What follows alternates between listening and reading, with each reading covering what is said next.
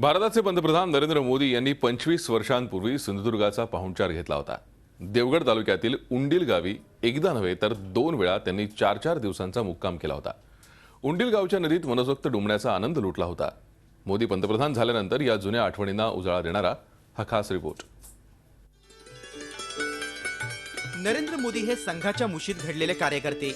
गुजरातचं मुख्यमंत्रीपद स्वीकारण्यापूर्वी ते संघ स्वयंसेवक म्हणून काम करत होते। त्याचवेळी मोदींची गाठ अनंतराव काळे यांच्याशी पडली। काळे हे सिंधुदुर्गमधील देवगड तालुक्यातील उंडील गावचे रहिवासी आणि संघाचे हाडाचे कार्यकर्ते। गुजरातमध्ये काळे दौरा करायचे तेव्हा मोदीही त्यांच्यासोबत असायचे। नागपूरमध्ये संघाच्या बैठका झाल्यानंतर काळे उंडील गावी यायचे। एकदा मोदीही त्यांच्यासोबत गावी आले तर मोदींनी दुसऱ्यांदा उंडीलचा दौरा केला, तो अनंतराव काळे आजारी असताना। सगळं शिकवलं अनंतरावांनी त्यांना, तर ते त्यांना गुरुस्थानी मानायचे। त्यांच्याबरोबर ते 2 वेळा इथे नागपूरची बैठक झाल्यानंतर आलेले आहेत।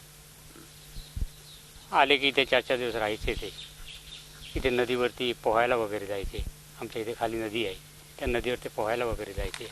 मोदी पहिल्या वेळेस सिंधुदुर्गात आले तेव्हा त्यांनी खाडीत मनसोक्त डुंबण्याचा आनंद लुटला। कोकणातल्या खास पुरणपोळीचा आस्वाद घेतला। अनंतराव काळेंच्या सुनबाईंनी ही मेजवानी दिली होती। मोदींना वाढलेल्या पुरणपोळीचा गोडवा दीप्ती काळेंच्या अजूनही स्मरणात आहे।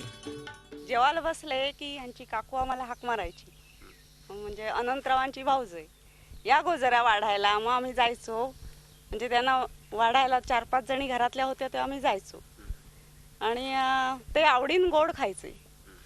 पुरणाच्या पोळीबरोबर तुपाची वाटी लागायची त्यांना। सिंधुदुर्गातल्या या आठवणींचा उल्लेख नरेंद्र मोदींनी आपल्या ज्योतिपुंज या पुस्तकातही केलाय।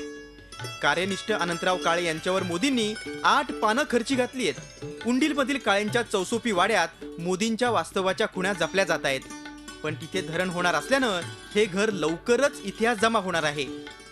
भविष्यामध्ये कोकणाचा विकास नरेंद्र मोदीजींकडून कसा करून घ्यायचा याचा आराखडा आम्ही तयार करतोय। लवकरच दिल्लीत त्यांची आम्ही भेट घेणार आहोत आणि कोकणाच्या विकासाला एक गती देण्याचं 2 पावलं पुढे नेण्याचं काम आम्ही या संबंधातून पुढे नेणार आहोत। पंतप्रधान पदाची शपथ घेतल्यानंतर गुरु अनंतराव काळे यांच्या सोबत मोदींच्या सिंधुदुर्ग दौऱ्याच्या आठवणींना उजाळा मिळालाय। उंडील वासियांनी पुन्हा एकदा मालवणी पाहुणचार घेण्यासाठी सिंधुदुर्गात येण्याचं निमंत्रण पंतप्रधान मोदींना दिलंय। मोदी त्या आमंत्रणाचा स्वीकार करून पुन्हा मालवणात येणार का? विकास गावकर, झी मीडिया, सिंधुदुर्ग।